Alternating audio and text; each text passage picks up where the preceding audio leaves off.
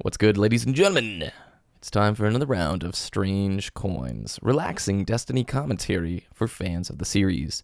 I know it's been a few weeks since the last Strange Coins, and that is because I have been sinking my teeth deep into the Taken King and having a really great time. Today I'm going to talk about my honest, brutal feedback of the Taken King after a few weeks of play. I also want to talk about the potential of a subscription service towards Destiny's future, and it might be more likely than many of you think. Could offer some benefits and maybe some not so benefits. Additionally, we are going to chat about what is coming later this year. The Taken King is not the end of Destiny, rather it is the first foundational stepping point that allows it to launch to further levels. It's a complicated way of saying they have more stuff to sell us. But seriously, there is some more stuff that's going to be coming this year. I want to talk a little bit about that. First of all, my reactions, my feedback to the Taken King now a few weeks in. Overwhelmingly positive. You know, starting with PvE, just excellence. That's the word that comes to mind. Not perfect, of course. There's many things Destiny can do to improve, but this is the game that we all kind of wanted to launch last year. In the recent Luke Smith interview with Kotaku, he actually revealed they were working on the Taken King prior to the launch of Vanilla Destiny. So they already had a team working on the 1 year later release date. I don't know if that ties in with the, Activision probably had a hard date of 2014 for the first installment of Destiny, whether it was ready to go or not. Additionally, I think it's a synthesis of Bungie also didn't know what people were going to do with Destiny, if they were going to adopt and enjoy this new type of model that it is. Long story short, the Taken King just fixed a lot, if not all of my complaints in regards to year one.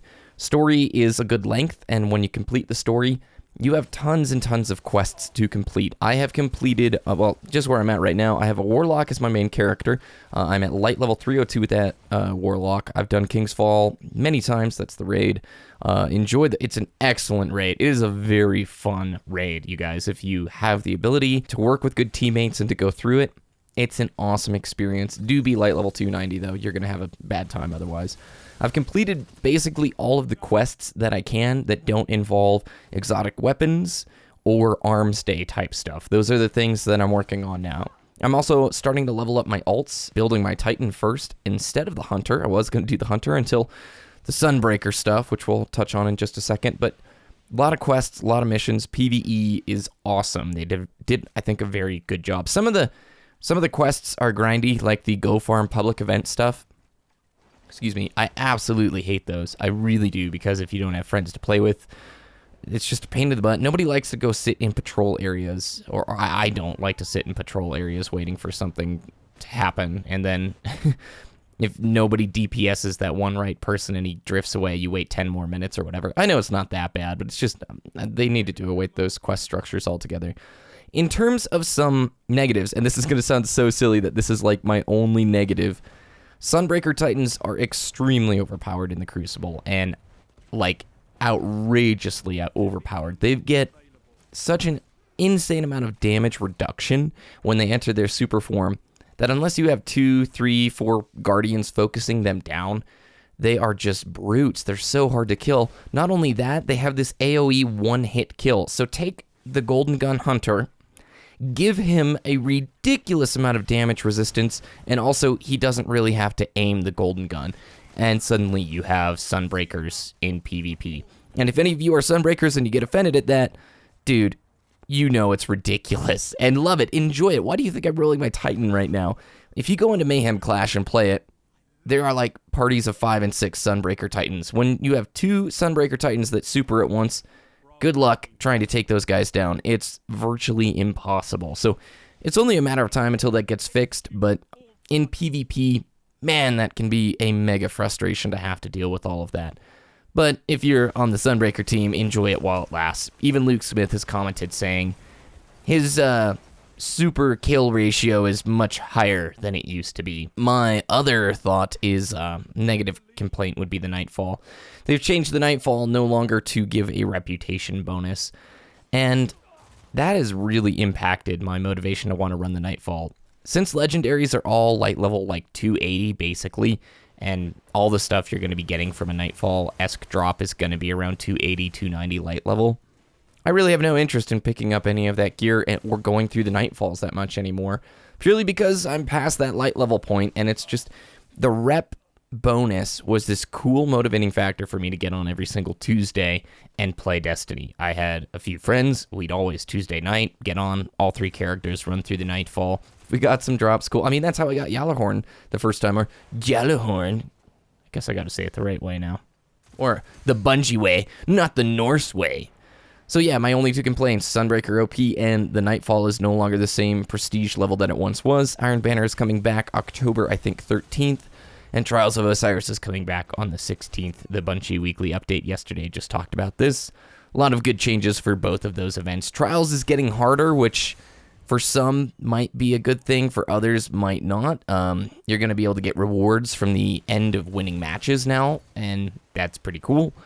Additionally, Taken King is just a huge amount of stuff to do. Now that I'm leveling my alts, I have a never-ending stream of quests and gearing to do all over again. And I love that. That's a really nice thing. I'm not used to Destiny being so chock full of content. Not perfect. Again, like I said, there's a lot of things that they could do to improve upon. So a subscription service, is it a benefit? Is it a downside? Is it something they might do? I think it's something they might do, actually, but it could be a huge risk, to be honest with you, because subscription services on console never really have worked out all that well. So this would have to be something that shatters history and changes the way people look at console games altogether.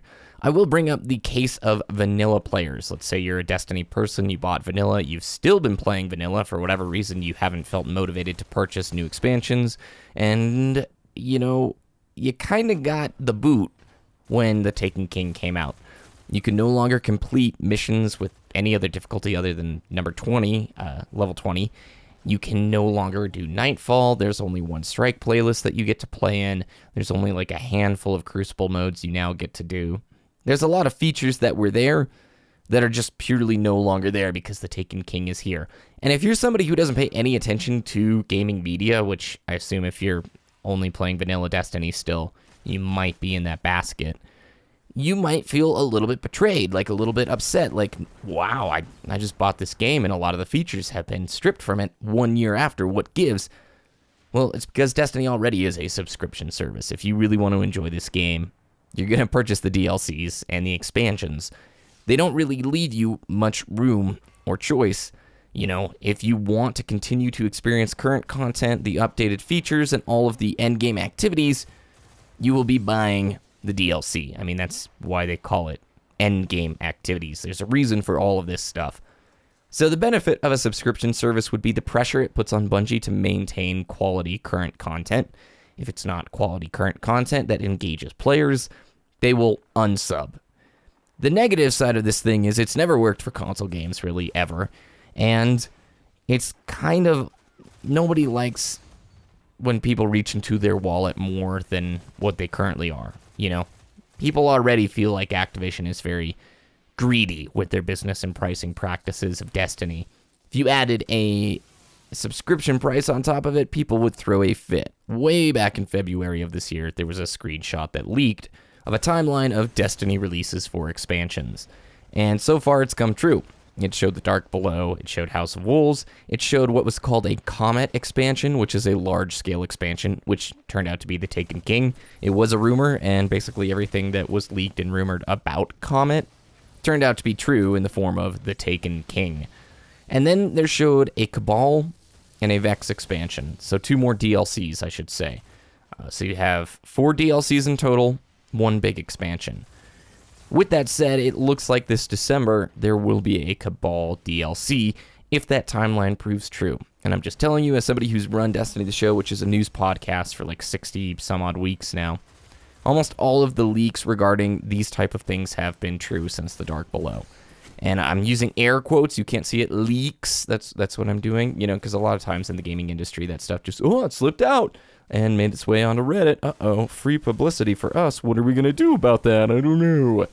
So I think we're going to have a Cabal expansion in December, and I think sometime next spring or summer, we're going to have our final expansion or DLC, which will be in the form of a Vex DLC. And both of those, I assume, are going to have raids. I don't think you're going to see them pull a House of Wolves again where, hey, no raid, but Prison of Elders. You're totally cool with that, right? Totally not cool with that, bro. Totally not cool. Keep an eye on Deej in the next few weeks because the marketing train will probably begin sometime after the end of October. In fact, it might even start sooner, but I bet you're going to see Halo 5 release on the 27th, and then shortly thereafter, we're going to get information about the next DLC. Destiny, as great as the Taken King is, cannot survive forever, and it needs a constant flow of new content coming towards it. A subscription service could maybe, perhaps, speed this process up, or it could make it even worse. I'd really like to know your opinions. If a subscription service would be a benefit, or something that's a negative for Destiny, let me know down below. Thank you all for watching. I hope you have a wonderful rest of your day, and I'll see you next time, Guardians. If you enjoyed the video, please let me know with a like, and maybe follow me over on Twitter because there's a chance I might be starting to stream here pretty soon. I've done some tests, it's starting to work, so we'll just play it by ear, and I'll announce that stuff over on Twitter. All right, adios.